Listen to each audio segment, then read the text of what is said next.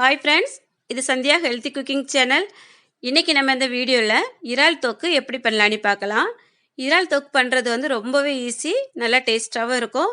ஒரு 10 நிமிஷத்தில் சூப்பராக ரெடி பண்ணிடலாம். இதுக்கு இறால் க்ளீன் பண்ணுற வேலை மட்டும்தான் கொஞ்சம் டைம் ஆகும். அந்த இறால் க்ளீன் பண்ணும்போது அந்த முதுகில் ஒரு நரம்பு போல் வரும். அதையும் எடுத்துட்டு நல்லா க்ளீன் பண்ணிவிட்டு கொஞ்சம் மஞ்சள் தூளும் உப்பும் சேர்த்து க்ளீன் பண்ணி எடுத்து வச்சிடலாம். இப்போ க்ளீன் பண்ணி எடுத்து வச்சுருக்கேன். இப்போ எப்படி பண்ணலான்னு பார்க்கலாம். இப்போ ஸ்டவ் ஆன் பண்ணி கடாய் வச்சுருக்கேன்.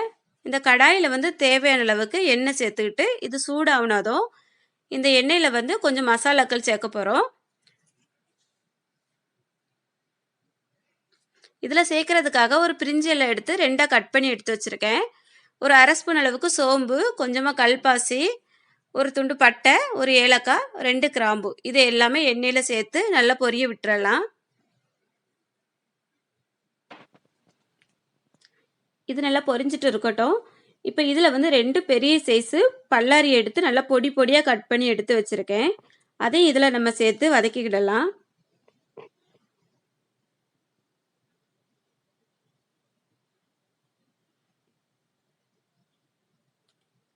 பல்லாரி வதங்குறதுக்காக கொஞ்சமாக உப்பு சேர்த்துக்கிடுவோம். ஏன்னா இது நல்லா வதக்குனதுக்கு அப்புறமா அளவு ரொம்ப கம்மியாக தான் வரும். நம்ம ஃபஸ்ட்டே அதிகமான உப்பு சேர்த்துட்டோன்னா கடைசியில் உப்பு அதிகமாக தெரியும். அதனால வெங்காயம் வதங்குறதுக்காக மட்டும் கொஞ்சமாக நான் உப்பு சேர்த்துருக்கேன். கடைசியில் நம்ம இறால் சேர்த்ததுக்கு அப்புறமா உப்பு பார்த்துட்டு சேர்த்துடலாம். இது வெங்காயம் வதங்குறதுக்காக மட்டும்தான், ஃபஸ்ட்டே அதிகமாக சேர்த்துட வேண்டாம். இப்போ வெங்காயம் நல்லா வதங்கிட்டு 2 தக்காளி நல்லா பொடியாக கட் பண்ணி எடுத்து வச்சுருக்கேன். அதையும் இதில் சேர்த்துட்டு வதங்க விட்டுறலாம். தக்காளி ஒரு பாதி அளவு வதங்கினதும் 1 ஸ்பூன் அளவுக்கு இஞ்சி பூண்டு பேஸ்ட் எடுத்து வச்சுருக்கேன். அதையும் இதில் சேர்த்துட்டு நல்லா வதக்கிடுவோம். இதோட பச்சை வாசனை எல்லாம் போய் தக்காளி நல்லா சுருண்டு வதங்கி வந்ததுக்கு அப்புறமா க்ளீன் பண்ணி எடுத்து வச்சிருக்க இறாலை இது கூட சேர்த்து நல்லா கலந்து விட்டுறலாம்.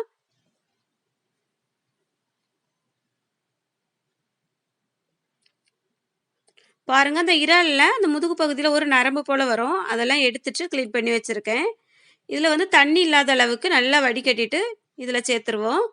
இந்த இறாலுக்கு தண்ணி சேர்க்கக்கூடிய அவசியம் இல்லை. ஏன்னா இதிலேயே தண்ணி ஊறி வரும். நம்ம தக்காளி, இந்த இறாலில் இருக்க தண்ணி எல்லாமே சேர்த்தாலே தொக்கு கரெக்டாக இருக்கும். எக்ஸ்ட்ரா தண்ணி சேர்க்க வேண்டாம். இப்போ பாருங்கள், கொஞ்சம் தண்ணி விட்டு வந்திருக்கு.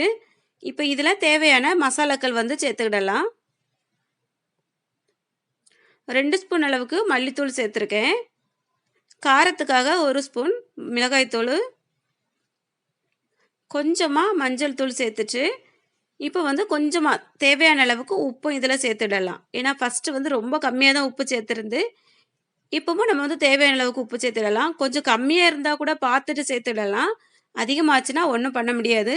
ஏன்னா இறால் ரொம்ப உப்பு எடுக்காது. அதனால் உப்பு பார்த்து சேர்த்துடலாம்.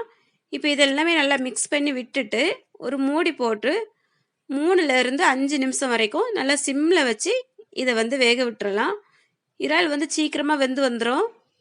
நம்ம ஏற்கனவே எல்லா பொருளுமே நல்லா வதக்கியாச்சு. அதனால் இறாலும் சீக்கிரமாக வெந்து வந்துடும். இப்போ தொக்கு ரெடி ஆகிட்டு பாருங்கள், அதுலேருந்து எவ்வளோ அழகாக தண்ணியெல்லாம் விட்டு வந்திருக்கு பாருங்கள்.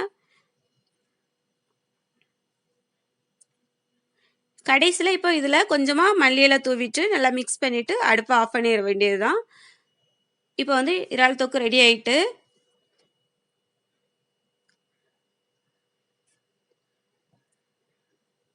பத்தே நிமிஷத்தில் சூப்பராக இறால் தொக்கு ரெடி பண்ணியாச்சு. இந்த வீடியோ உங்களுக்கு பிடிச்சிருக்கோன்னு நினைக்கிறேன். வீடியோ பிடிச்சிருந்தா மறக்காமல் ஒரு லைக் கொடுத்துருங்க.